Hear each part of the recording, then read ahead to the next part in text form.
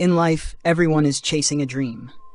Some long for success, others seek love, fame, or peace. But at the end of the day, when all the noise fades, many still feel empty and lost. Maybe you've asked yourself, what am I really living for? Or why does everything feel meaningless, even though I've tried so hard? If you've ever felt that way, tired, disconnected from life, then this story is for you. A gentle yet powerful tale that might help you rediscover your faith, your hope, and the peace deep within your heart. Take a few moments to follow it to the end, because perhaps this is the key that unlocks the door to the happiness you've been searching for. In a small village, nestled among green hills and a crystal-clear river, lived a young man named Daniel. He was loved and respected by all for his strength of spirit and remarkable courage. Whenever something difficult happened, Daniel was always the first to step forward, ready to face any challenge without hesitation. To him, nothing was impossible, and the villagers believed that too. But there was one thing no one knew. Inside this strong, fearless man was a quiet sorrow. Even though he had achieved much and earned the admiration of others, Daniel still felt like something was missing. On the outside, his life looked perfect, but within, there was an unfinished part of his story, a piece he couldn't quite understand. Day by day, the emptiness inside Daniel grew. He began asking himself, why do I feel so lost, even when I have everything others dream of? Success, respect, and victories that once made him proud could no longer fill the silent void within. It felt like a dark corner slowly eroding his joy for life. At last, Daniel decided to leave his village in search of an answer. He had heard of a wise old man named Eli, who lived near the forest, someone whose words were like a mirror, allowing people to see themselves in a new light. Anyone who had spoken with Eli came away with a fresh perspective.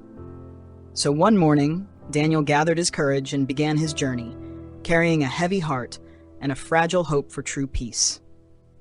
After a long walk through the quiet woods, Daniel finally reached the old wooden cottage where Eli lived. As he stepped into the yard, he saw Eli sitting calmly on an old chair. There was a deep stillness in his eyes and a warm smile on his face, as if he had been waiting for Daniel all along.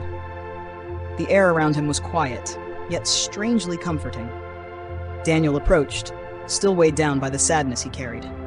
Looking into Eli's kind eyes, he spoke in a low, tired voice. "Grandpa Eli, I need your help. I've worked so hard, chased so many things in life, but it never feels like enough. I can't seem to find true happiness. Please, how do I find it?" It was a simple question, but one that held the weight of an exhausted soul. Eli looked at Daniel for a long moment, his gaze as if reading every unspoken word. He didn't answer right away. Instead, he nodded gently and said, "I will help you. But first, I need you to do something simple for me." Then he pointed to an old wooden bucket near the porch and continued, "Take this bucket, go to the river, and fill my well with water. Do this every day for 1 week. But remember, the bucket has many cracks." Daniel was surprised. He didn't understand what this had to do with his inner struggle. Still, out of respect and a faint trust in Eli, he agreed. What he didn't know was that this small task would be the beginning of a deep transformation. That day, Daniel began his task. Under the scorching sun, he carried the cracked bucket to the river, filled it with water, and walked back to the well. But by the time he arrived, most of the water had leaked out. Only a few drops reached the bottom of the well.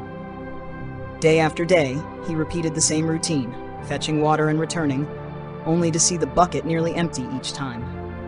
The blazing heat, the long path, and the sense of futility wore him down.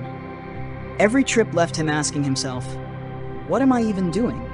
Does this have any meaning at all?" Yet, even in his confusion, Daniel didn't give up. He kept his promise, holding on to a quiet hope that maybe, just maybe, something would come out of it. After a full week of effort, Daniel returned to Eli's cottage. He held the nearly empty bucket in hand, his heart heavy with disappointment. "I'm sorry, Grandpa," he said. "I tried my best, but I couldn't fill the well. I failed." But Eli gave him a kind smile and shook his head gently. "No, Daniel, you didn't fail. In fact, you did exactly what I had hoped for." Then, with a soft gesture, he said, "Now turn around and look at the path you've walked all week." Daniel turned. What he saw took his breath away. The once dry and dusty road was now lined with wildflowers and lush green grass. He stared in disbelief. "How is this possible?" he asked. Eli's eyes sparkled with quiet wisdom. Eli smiled warmly and said, "It was the water that spilled from your cracked bucket that nourished the path. Every drop you thought was wasted brought life to the earth beneath your feet.